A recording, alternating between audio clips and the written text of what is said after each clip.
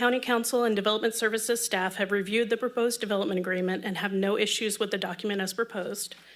Therefore, staff recommends the Board of Supervisors approve the proposal with the findings listed in the staff report and as shown in the staff report and attachments. Staff is available if you have any questions.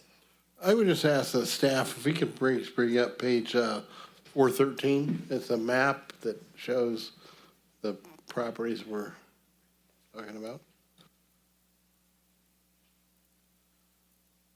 Just before we ask the public for comments. Okay, we'll open the public hearing. Is there any public comments? Nope. From the audience? Nope. Okay, we close the public hearing. Bring it back to the board. Mike? Arm? Nope. Okay. Can we get a motion, please? I'll make a motion to approve. Second. We have a motion and a second. Roll call, please. Supervisor Ziegenmeier? Yes. Supervisor Baines? Aye. Supervisor Conant? Aye. Okay. Moving on to item number 17, Donna Johnson. Approval to appoint Sean Withrow to the Pleasant Grove Cemetery District Board of Trustees. Good afternoon, Honorable Chair and Supervisors. Gina Graham, Assistant Clerk of the Board. The item before you today is the appointment of Sean Withrow to the Pleasant Grove Cemetery District Board of Directors. There's currently one vacancy on the Pleasant Grove Cemetery District. In compliance with the MIATI Act, a vacancy notice was posted and advertised. Our office received 2 applications and interviews were conducted by Supervisor Carm Baines, and Sean Withrow is being recommended for appointment. Okay. That's item number 17. To the chair. Yeah, go ahead, Carm. Move to approve. Second. A motion and a second. Roll call. Thank you. Supervisor Ziegenmeier? Yes. Supervisor Baines? Aye. Supervisor Conant? Aye. Motion passes. Item number 18. Approval of an agreement with the City of Live Oak and City County Fire Department CSAF to provide fire protection and related services to the City of Live Oak for the period of January 1st, 2024 through December 31st, 2029. Thank you, John. This will be your last thing with us, I believe, correct? Yeah, so I figured I'd keep everybody busy here about 40, 45 minutes, go over this agreement, just make sure we all get to know each other a little bit better.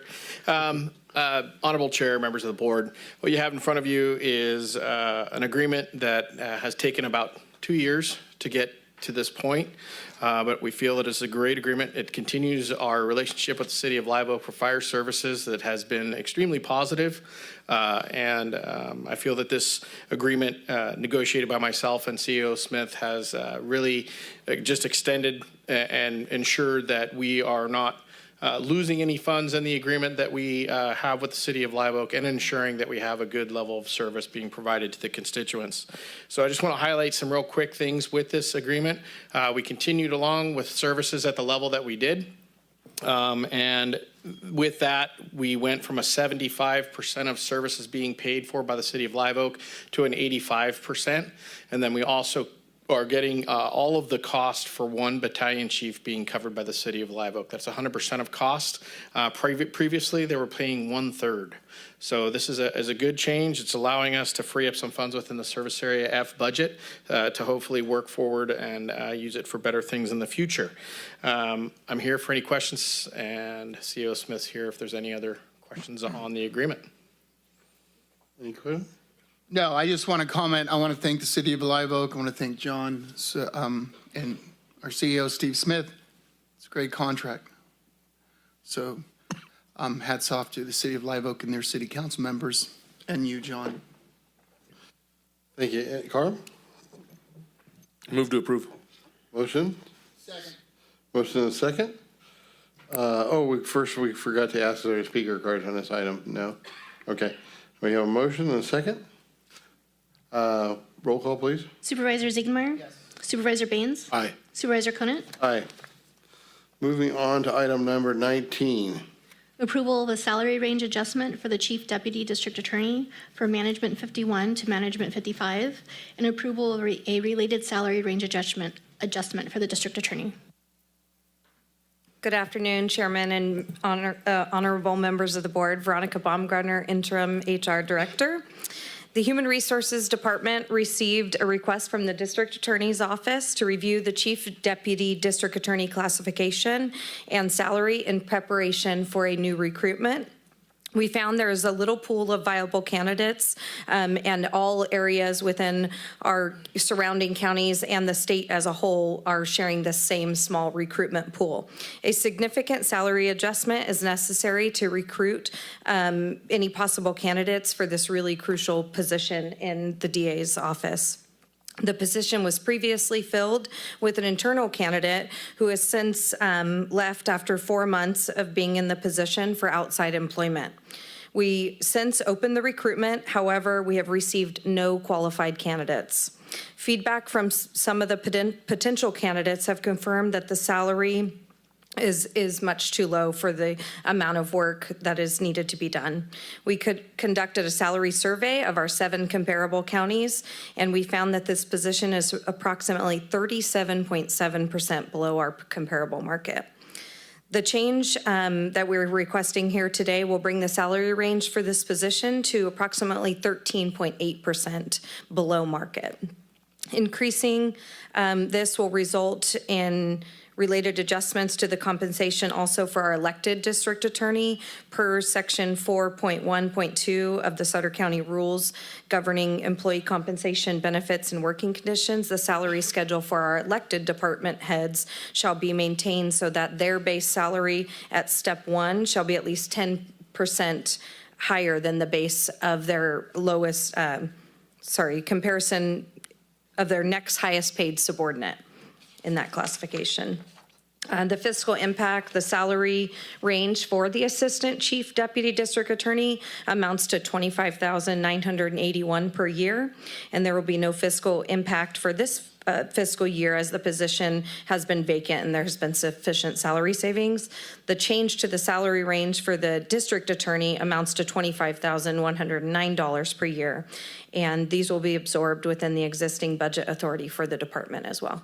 And the DA is here if you have any questions for either of us. Could we bring up page 445, please?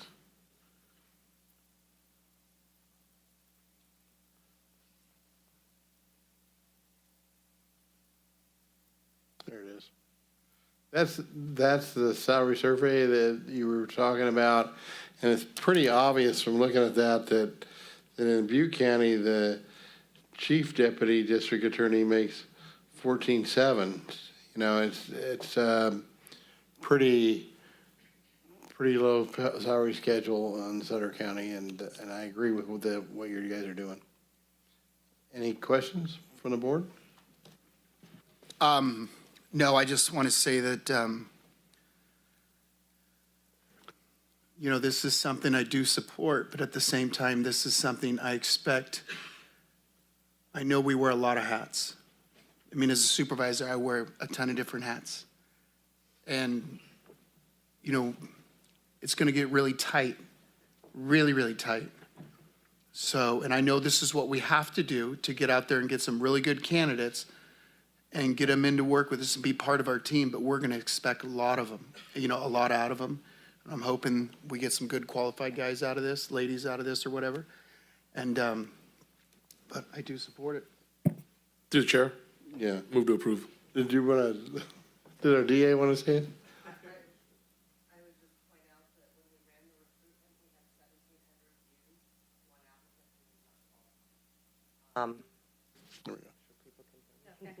There you go.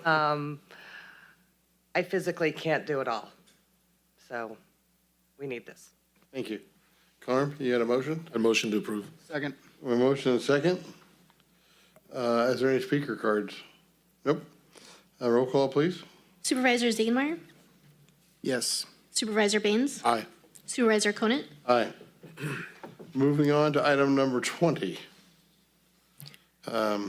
approval of a renewal agreement, employment agreement with Stephen M. Smith as County Administrator, effective May 14th, 2024.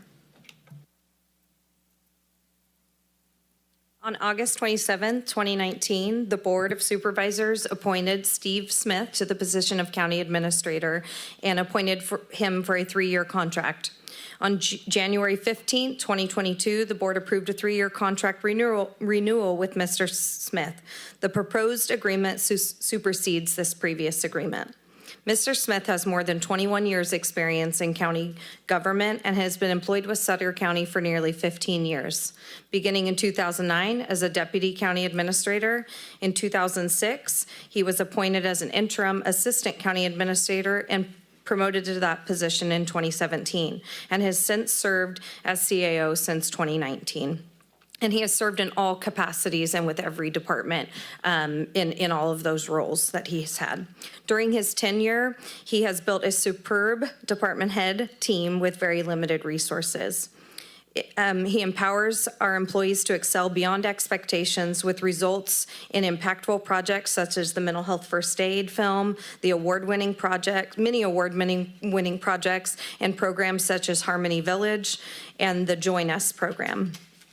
He consistently represents the county and the board in the media, via television, radio, newspapers, online, and at community events such as the State of California Address, and has led dozens of town hall meetings to partner with the community on the pressing needs in their areas. Under his leadership, Sutter County developed new fiscal policies for the Board of Supervisors adoption, ensuring progress towards Government Finance Officers Association standards, making sure those are achieved, pension liability payments are accelerated, and modernizing technology such as our Workday implementation. Additionally, Mr. Smith's leadership, under his leadership, the county secured approximately $70 million in grant funding over the previous 4 years to ensure critical community needs are met. The agreement includes a salary increase to approximately 5%, a salary increase to approximately 5% above the current highest paid department head. You will see in the attached salary survey, the range for this position is 31.9% below market. The average salary for this position in our comparable agencies is $289,308 annually.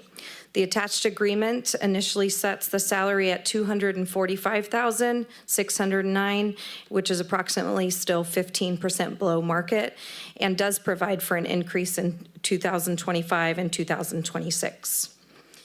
I would like to say, and I think on behalf of a lot of my department heads, Steve is always available for guidance and to, answer our questions. Always very level-headed, kind, and from, the reviews we were able to give on him, it was nothing but positive feedback, and we all feel very supported with having him as our leader. Going to the fiscal impact, the salary and benefits for the CAO officer are included in the 23-24 adopted budget and will be included in the 24-25 recommended budget.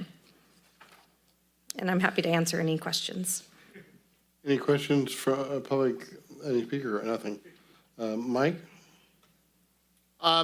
So when this was put on the agenda, you look on social media and you kind of hear people talking. And I'm just curious if people have really looked in the background in Sutter County and Steve Smith and seen what he's done and what's going on with Sutter County.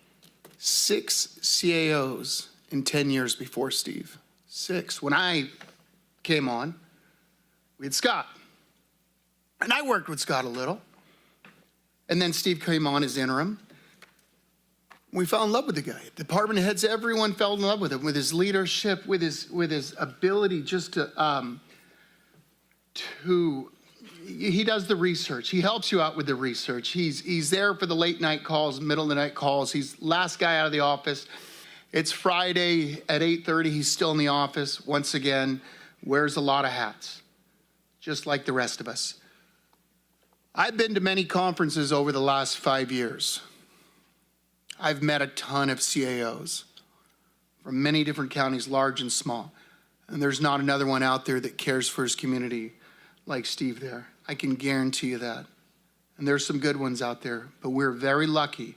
And the last thing I want to do is to lose this guy, because they get recruited like that and they're gone. That's why I'd hate to even know the average. I believe I was told one time it's about 3 to 5 years on average for a CAO in a county.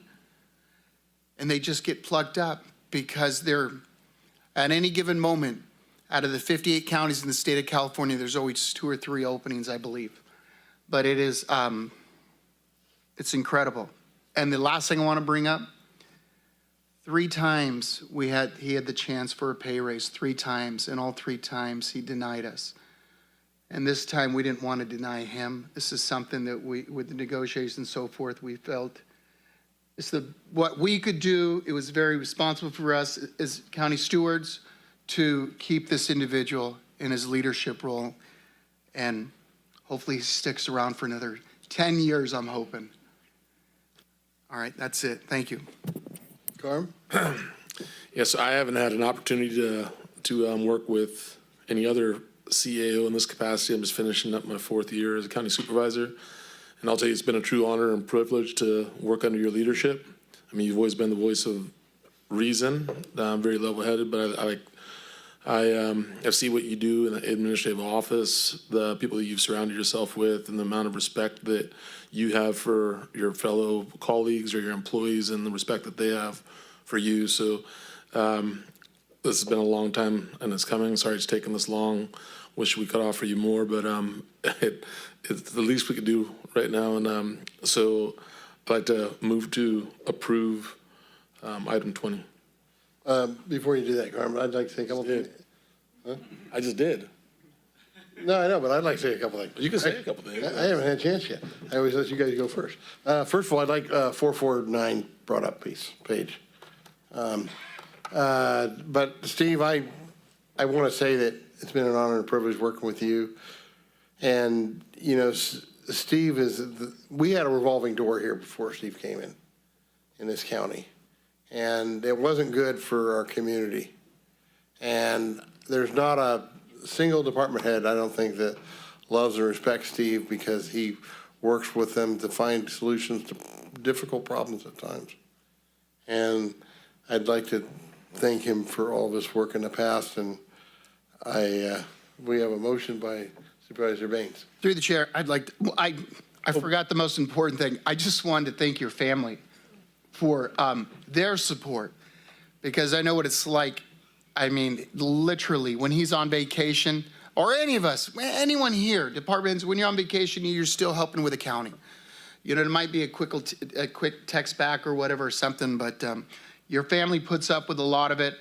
And for those that, like I said, are going to ask a lot of questions, I would look into the fact that this pay raise is going to equate to just about what the CAO was making almost 8 years ago. Mm-hmm. So almost 8 years ago. So what I'm getting at is I just want to had to throw that in there. Back to what my colleague Supervisor Baines said, I wish we could do more. I really wish we could. But this is down the road in 10 years. We'll see. All right. See, we give him a thumbs up. Look at that. He said you can change that contract to 10 years. All right. I second the motion. We have a motion and a second. Roll call, please. Supervisor Ziegenmeier, Yes. Supervisor Baines, Aye. Supervisor Conant, Aye. Okay.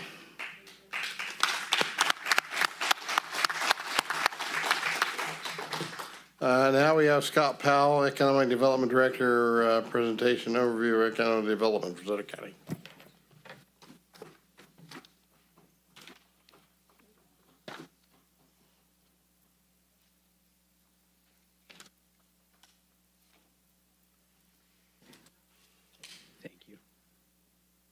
Mr. Chair, honorable council members, my name is Scott Powell. I'm the Economic Development Director for Sutter County.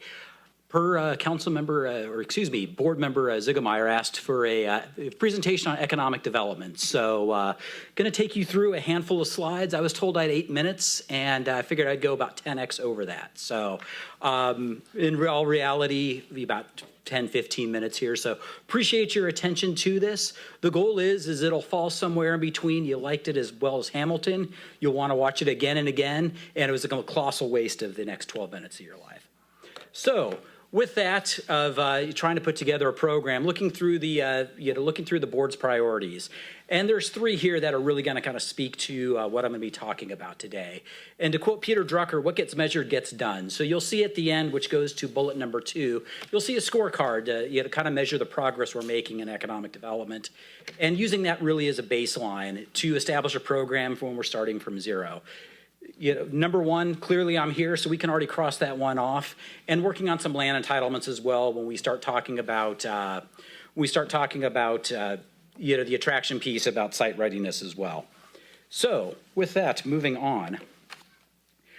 Really, before we get going, there's really 4 things that make an economy grow. Everybody thinks there's a lot that goes into this, and the good news is you don't even have to take economics 101 in college to really track this, because it really 2 of them falls under new companies, and the other 2 follow into personnel. So the first one is increase in company activity. So new companies coming in, that's what most people think about economic development. It's actually a very, very small piece of it. More likely you're going to see companies coming in and growing. Improving technologies, companies figuring out ways and devising strategies to be more efficient in how in which they deliver their goods and services. On the human side, increase the human capital. Really, more workers becoming more efficient. Longer you have time in service, the better you are at your job. And then growing your labor force as well. So people that aren't working, them returning into the workforce, or new people moving into the community are really the only 4 ways an economy grows. There's a lot of different ways each of those feed into it, but those are your 4 major buckets that feed into how you grow an economy. And as you think about what Paul Colliers, who's an Oxford economist out of England, says, economic growth isn't a cure-all, but lack of economic growth is a kill-all. As somebody who's spent time in the upper Midwest, started my economic development career in the early 2000s within Michigan, and seeing what a decade of no growth looks like, it's not a situation we want to be in. And even within that state where areas were declining, there were areas who invested heavily in economic development and really saw their communities grow and thrive, and have continued to do so to this day. But looking at the key economic statistics, we haven't seen the county grow into the level in which we'd like. Really, since the beginning of the pandemic, the population of Sutter County has actually shrunk. It's shrunk more than our neighboring communities, and it actually has shrunk more as a percentage than the state of California. You can see part of that intuitively looking at the level or lack there of homes being built in the area, and then also a median income. So when you think about spending of whether it's your favorite bar, restaurant, or business, if people don't have disposable income in which to spend, there's that money that doesn't recirculate through the economy, and we haven't seen that as well. So we haven't really started off as we've kind of lost to our neighboring areas. And you can see places like Yuba County that's grown by almost 5%, which is 4x the state of California over the past decade. It puts us in a more difficult position. And if you look at these numbers, you've never been to this area and don't know, if you're a company, where are you going to want to be? Are you going to want to be in a place that's growing, or you want to be a place that's shrinking? Do you want to be in a place where people's income is growing, or do you want to be a place where it's not?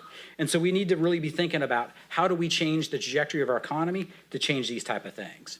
So what I'm going to lay out here is a framework. Oops, I go the right direction. Going through kind of 5 key components. I'm going to touch on each of these really quick. So starting off with site readiness. Everybody thinks of attraction, new companies coming in. A site selector who advises companies on where they want to go, a gentleman by the name of Jay Gardner, used to always say, no product, no project. If we don't have sites for a company to go into or a company to grow, we're not even on the matrix. From my experience, about 80% of projects are going to go into an existing space. About another 18% are going to go into something that's already planned and is waiting to be developed or is already under construction. And that last 2% are going to go into that true pure greenfield. And a lot of times it's because it's such a large project or something so specialized, what they need doesn't exist anywhere else. So really identifying where are those growth corridors and what are those handful of areas that we can put our time, energy, and limited resources to bring them online so development can occur within the county. Moving on to business retention and expansion. There's about 3,400 units of government, probably about 2,700 of them have some form of economic development. I would say probably 2,698 have a business retention and expansion program. This is really the core of what goes into an economic development program. This is working with your existing companies, helping them grow, overcome obstacles, and that's just not on the regulatory side. It's plugging them into state resources, federal resources, local resources, their universities, or providing them other research institutions, and then also networking them within the community so that they can be a stronger business, are more connected, so when they start thinking about how in which they want to grow their business, they're thinking about doing it right here in our community as opposed to going somewhere else. And for the other 49 states, their economic development solution is to pull companies out of California.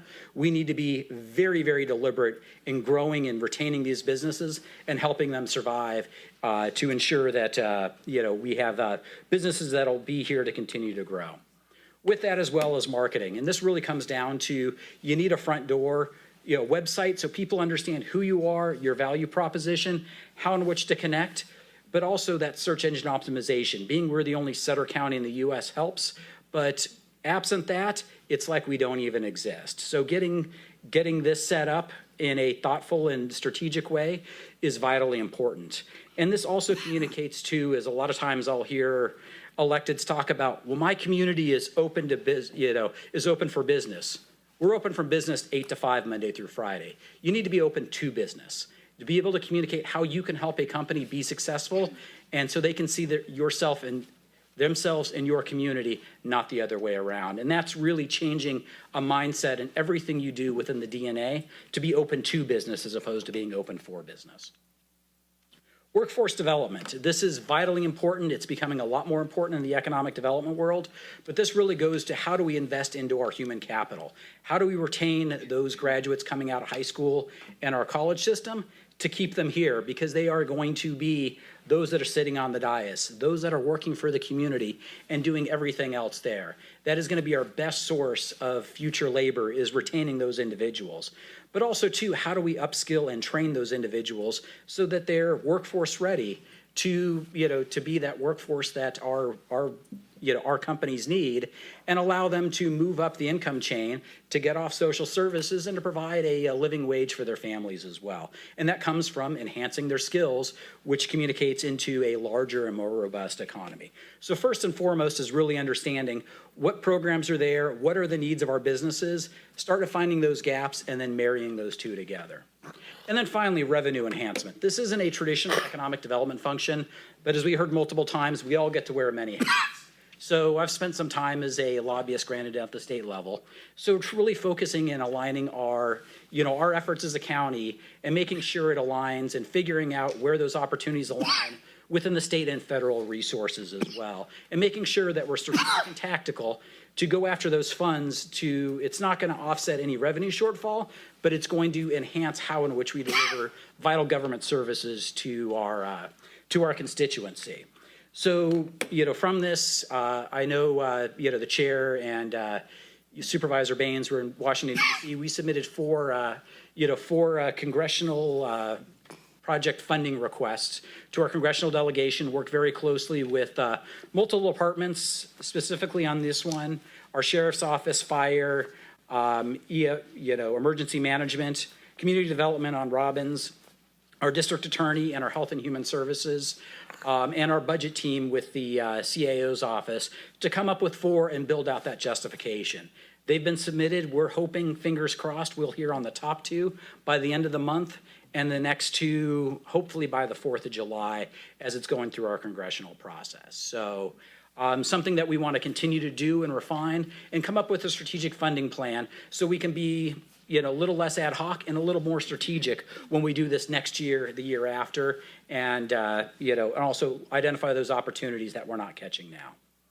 So as we talked about what measures gets done, this is the scorecard that I've come up. And again, this is a framework as we're building out an economic development program from zero.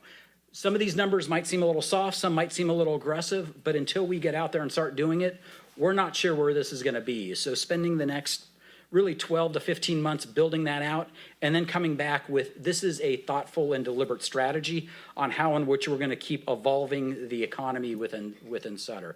On top of that as well, we also have some qualitative. I really hate yes or no's, but can't really measure, did we do a website other than, was it binary? Did we do it or did we not?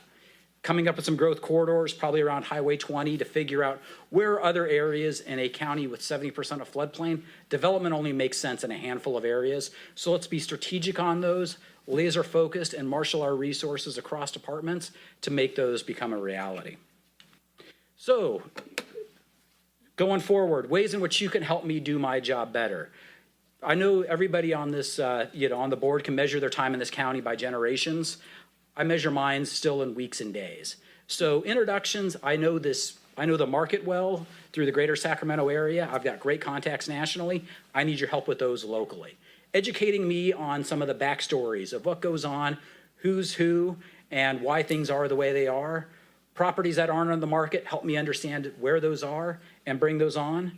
And then I've worked very closely with Supervisor Baines on, making sure that we're being very, very targeted with SACOG, and so we can realize dollars not only today, but 5, 10, 20 years down the line. And while the mosquito vector district, I'm sure, is very important, and we don't want people to get yellow fever, probably can't help you a lot there, but stuff like RCRC, and some of the other groups where I can offer some thoughts, some insight, and help also leverage the different departments to be that go-between, to make sure when you go to these boards that you're educated, informed, you have talking points, and you're ready to represent this county at a high level. So with that is how I'm looking at building out the economic development program here for Sutter County over the next 12 to 18 months. I'll be happy to entertain any questions you might have. Any questions from the audience first? Oh, sorry. Seeing none?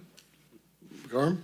I just want to say great presentation, Scott. That we did have the opportunity to go back to Washington, D.C., and I met with Congressman LaMalfa.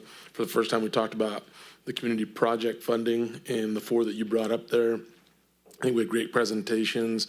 In addition to that you bringing in our consultant that's, I guess the feet on the ground there in D.C., everything worked out great. So I want to thank you for coordinating that and look forward to the outcome of those meetings. Thank you for your presentation. Mike?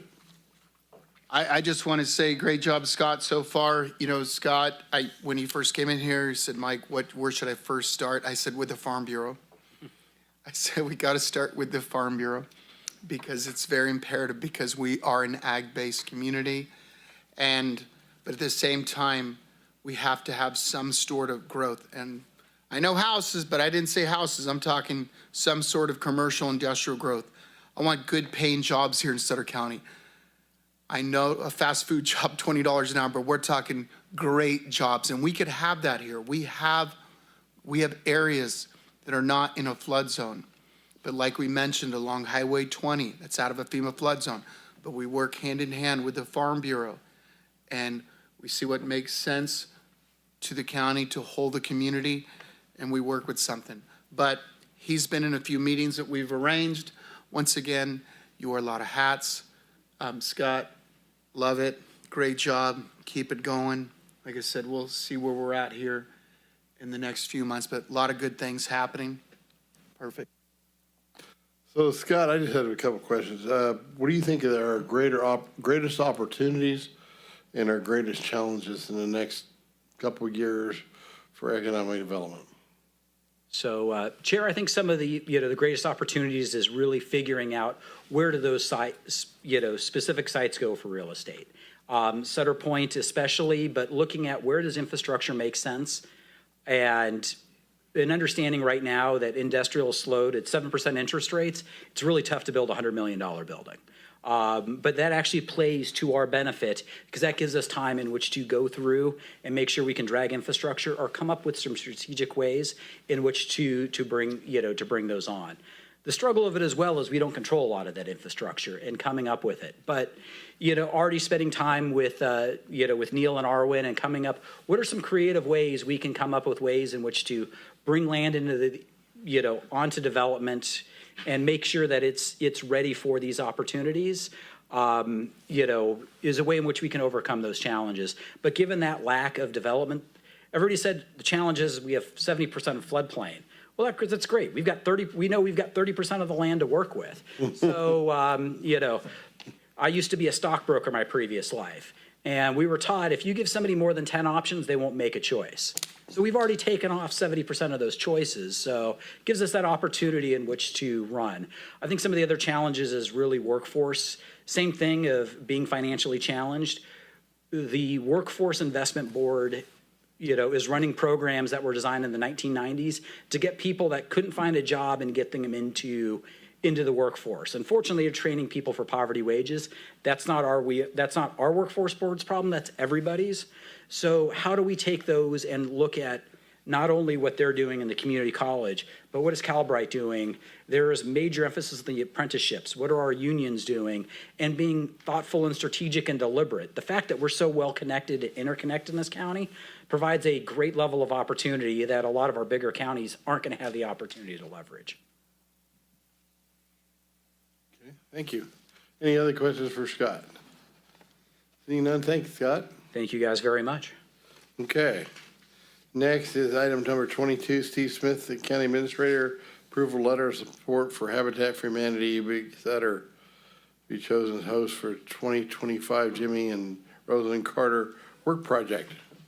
Steve. Okay, thank you, Honorable Chair and Supervisors. This is a pretty easy one, but wanted to get on here for your approval and consideration is for a letter of support, as you mentioned, to host the 2025 Jimmy and Rosalind Carter Work Project. We have representatives here from Habitat for Humanity, John and Karen, so I don't know if they'd like to say a few words, but it would be great if the board would support this letter in seeing if we can have the event here in 2026, I believe. Good, John.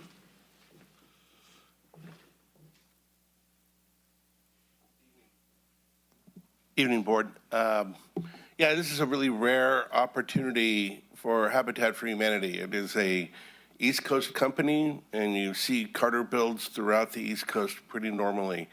And at this point, we did submit an application.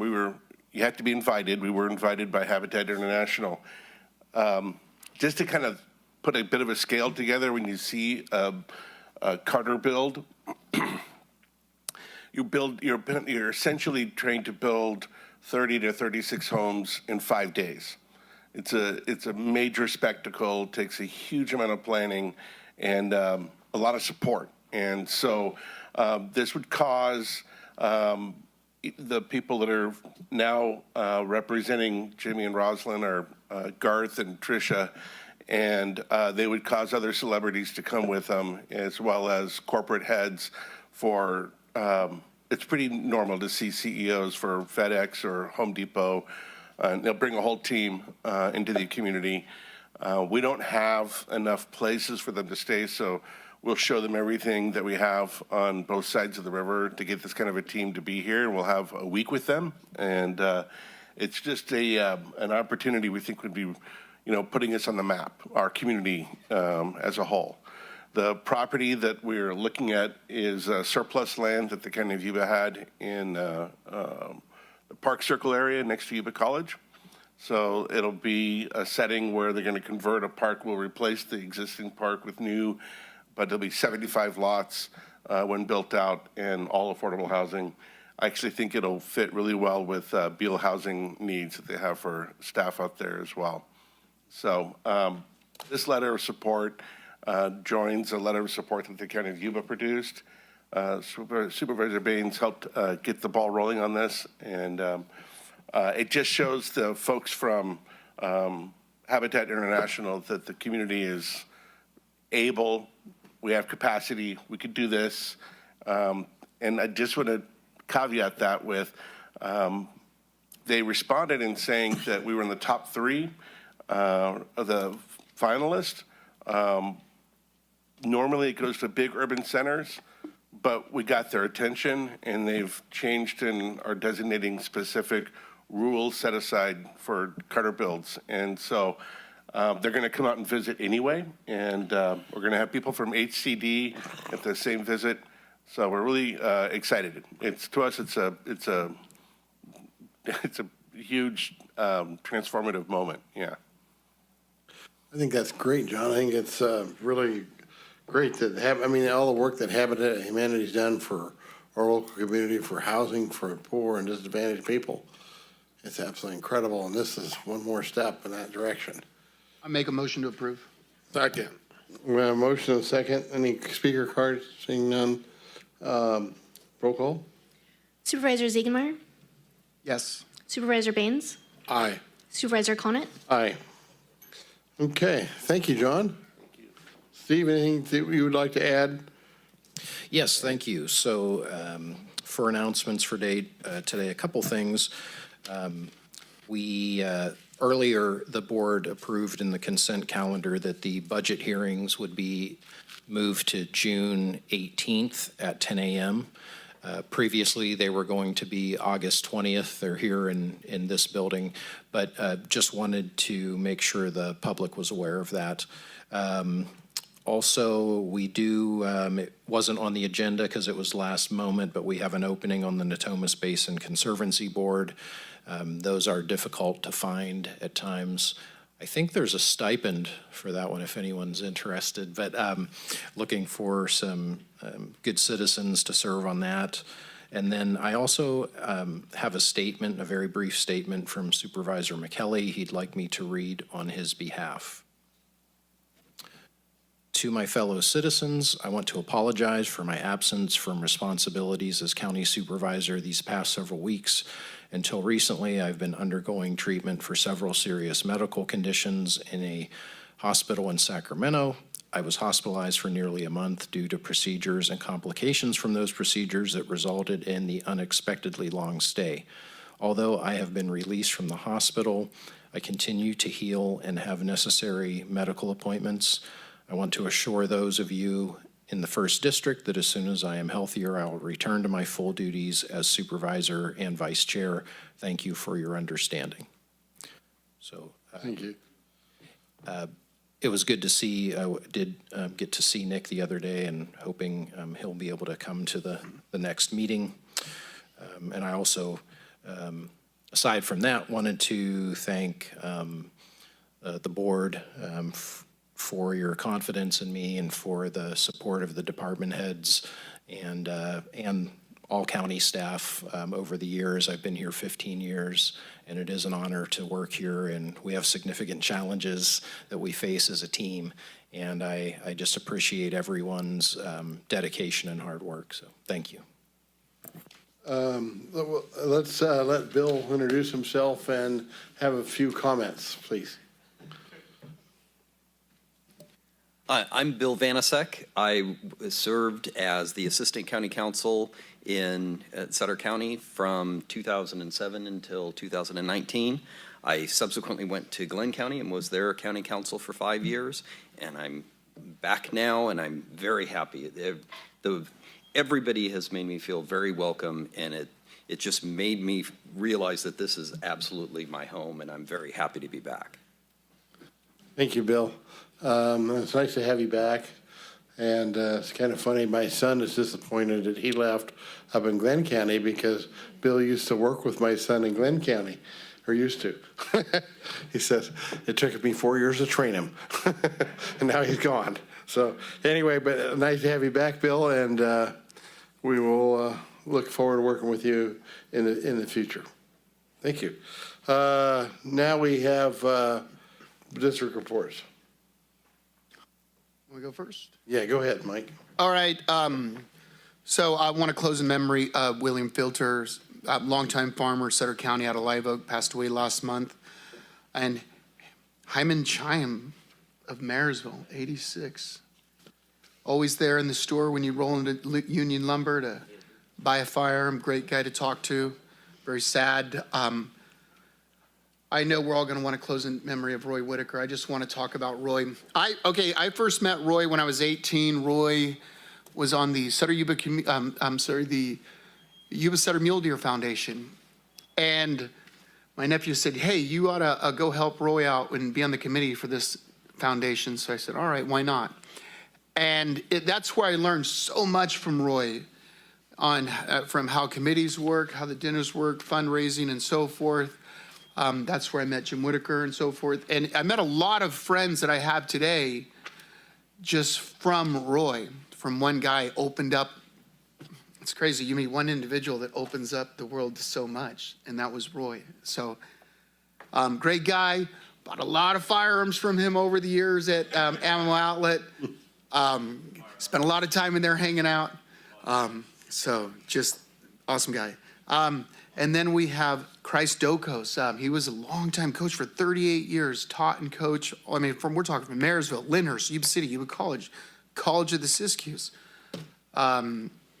And his daughter was one of my teachers at Sutter High School, so it's very sad. We're going to end it on a positive note. First of all, Sutter High School softball they're winning 6-0 right now against West Campos out of SAC. That's great news. If they do win today, they'll be 25-0 on the season. 25-0. It's incredible. Great team.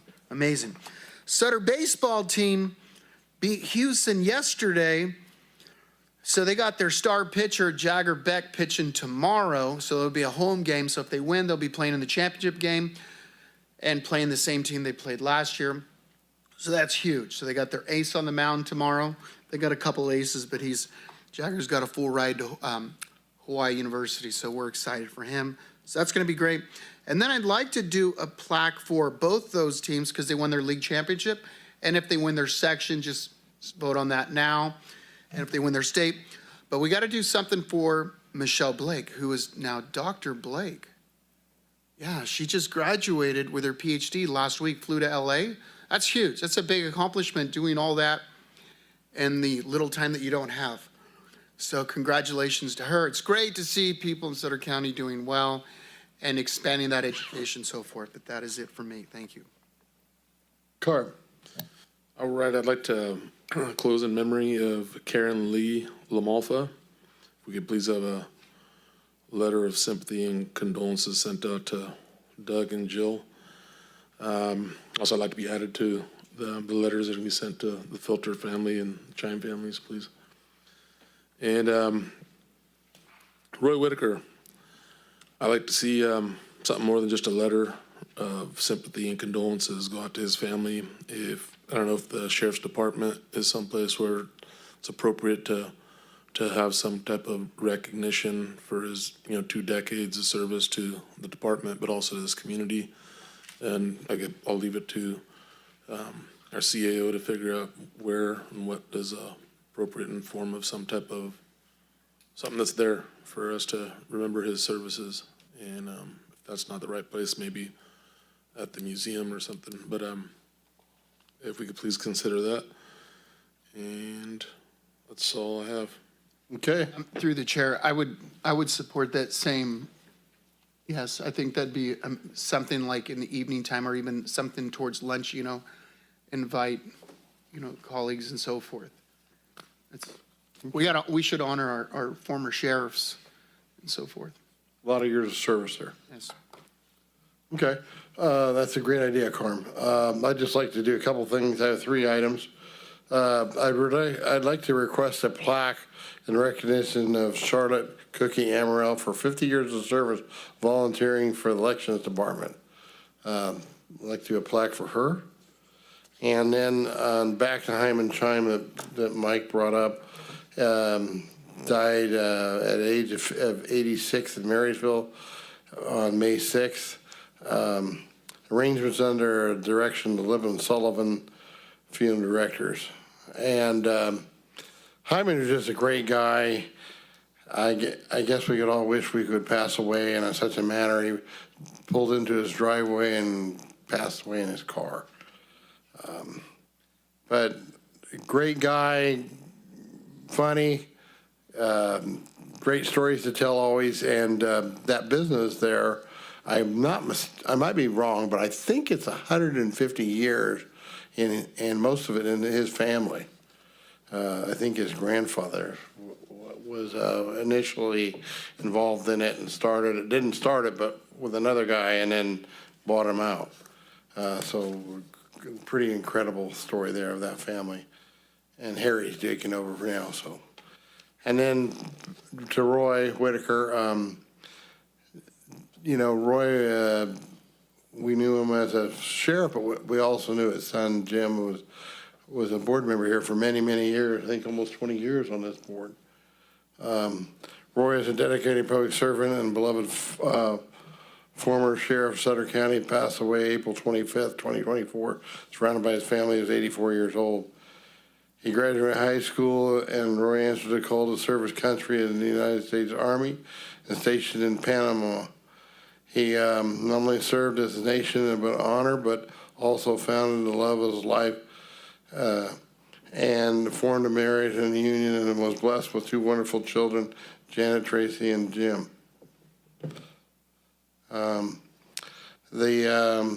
Following military service, Roy and Gladys settled in Yuba City, California, and Roy embarked on a remarkable journey in law enforcement. Unwavering commitment to justice and his dedication to service in the community led him to become the sheriff of Sutter County in 1971. During the 2 decades of tenure, Roy Whitaker earned the respect and admiration of his colleagues and constituents alike. He is known for steadfast leadership and commission for others and unwavering commitment to upholding the law. Beyond his professional accomplishment, Roy is a dedicated father and husband and grandfather. He shares spending time with his family and friends and created memories that will live on in the hearts of all who knew him. Funeral services in the life of Roy Whitaker at St. Edward Church on May 17th, 2024, 11 a.m. Reception meeting following St. Edward's. Thank you. Move to approve the request Second. made. Thank you, everyone, for coming. And meeting Hold on. adjourned. No, hold on. We do have 2 closed sessions. Oh, we have closed session, okay. I spoke too soon. I wasn't paying attention to that. Supervisor Ziegenmeyer, Yes. Supervisor Baines, Aye. Supervisor Conant. Aye. Closed sessions, Conference of Labor Negotiator John Perry, California United Domestic Workers of America, pursuant to Government Code Section 54957.6. Conference with Labor Negotiators Gina Rowland and Veronica Baumgartner, Deputy Sheriff's Association, Peace Officer Association, and unrepresented law management employees, pursuant to Government Code Section 54957.6. Yuba-Sutter.live's local government live streams are presented by Plumas Lake Self-Storage in Plumas Lake, where lifelong local residents are helping other residents keep things safe, providing indoor storage units, outdoor RV and vehicle parking, moving supplies, and Penske truck rentals. Details at plumaslakeselfstorage.com.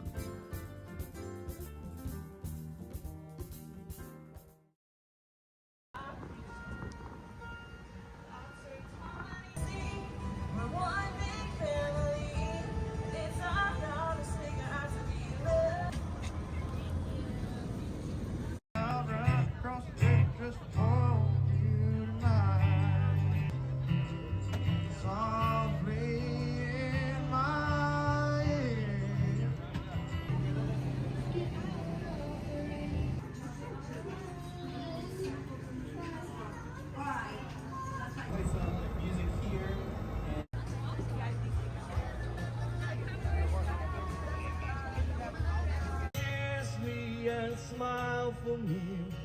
Yes, I heard this topic that's bomb. That's what we're talking about.